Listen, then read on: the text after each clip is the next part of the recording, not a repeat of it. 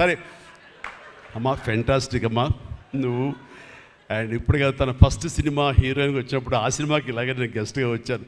ఆ రోజు నుంచి తన్ని అబ్జర్వ్ చేస్తుంటే నటనా పరంగా కానివ్వండి, తన ఇమేజ్ పరంగా కానివ్వండి, day by day film after film ఎక్కడికో వెళ్ళిపోయింది.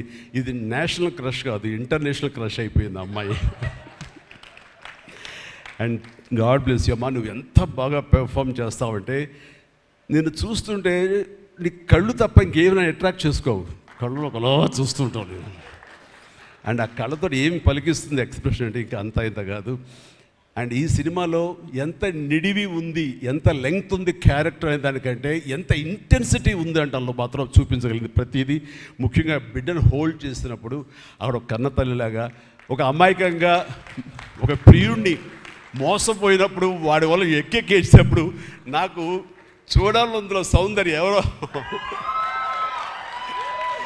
సౌందర్య వచ్చేసి అప్పారావు వస్తాడు ఇంకా అటు కోసం వెయిట్ చేస్తానంటే పిచ్చమొహం అన్నట్టు ఫీలింగ్ వచ్చింది.